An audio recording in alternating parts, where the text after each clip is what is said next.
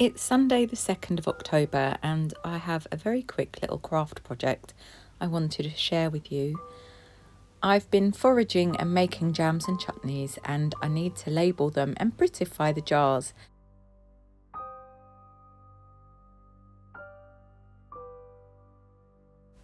I found this really pretty little book of labels recently and thought they would do the trick, as currently these jam jars do not look that fantastic.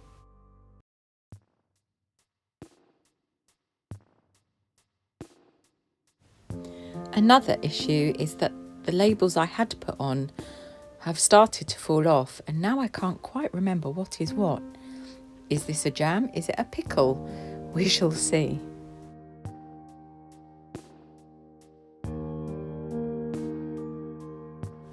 You only need a few essential things for this project. Some pinking shears are very useful. I'm using baker's twine in these lovely colours, but you can use ribbon or string, whatever you have to hand. And I've just got some scraps from some recent sewing projects.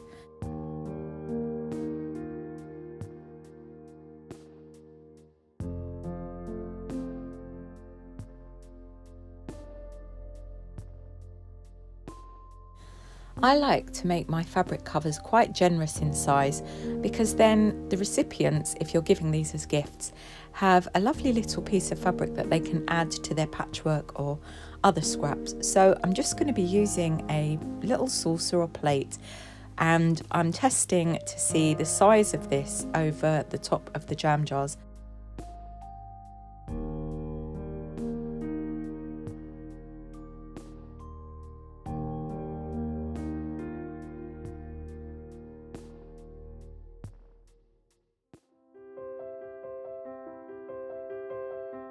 Lay your plate or template onto the wrong side of your fabric and simply draw around it.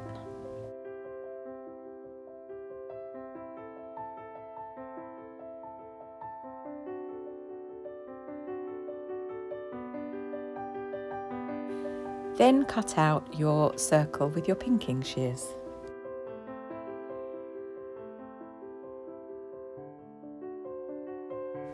Repeat with all your fabrics until you have enough to cover all your jam jars.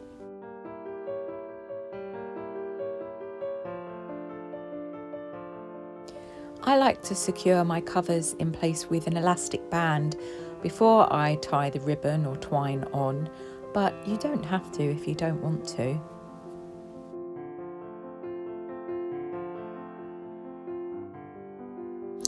I faff with the edges just to make them as neat as possible, but it really doesn't matter if they're not.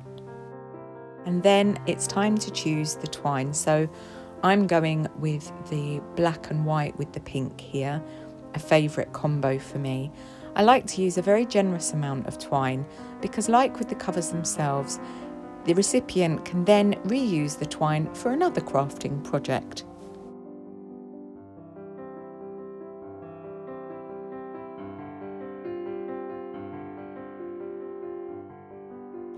Finish off with a bow because everything looks better with a bow.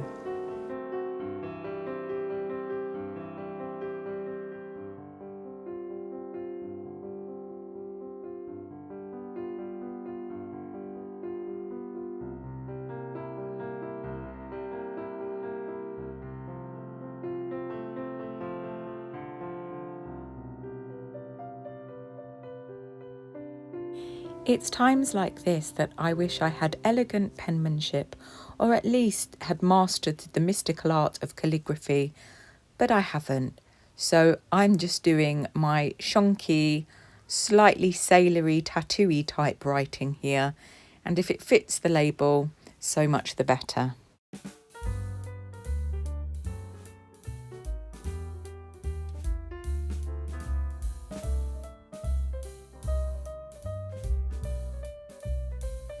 Then place your label on hopefully the correct jar. I made plum and orange chutney and then a wild bramble jam and the blackberry pickle as well.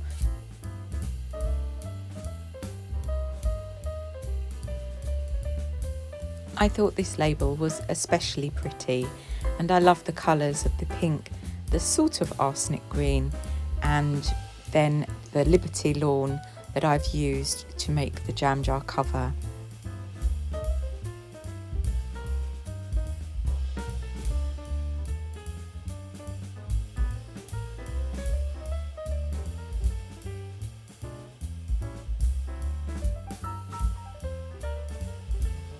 I should add, it's a really good idea to just blow on your ink to make sure it's dry before you put it onto your jam jar. You don't want smudged lettering.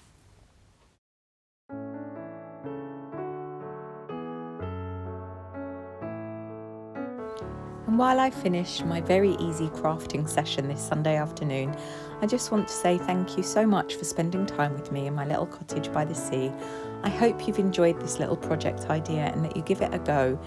It's really lovely to just look at these jam jars, all pretty on the shelf, and you also have some lovely things that you can give as gifts to those that you love.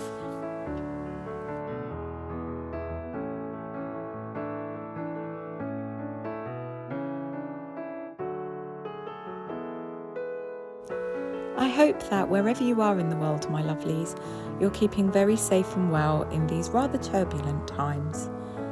I shall see you very soon in my little cottage by the sea. Bye.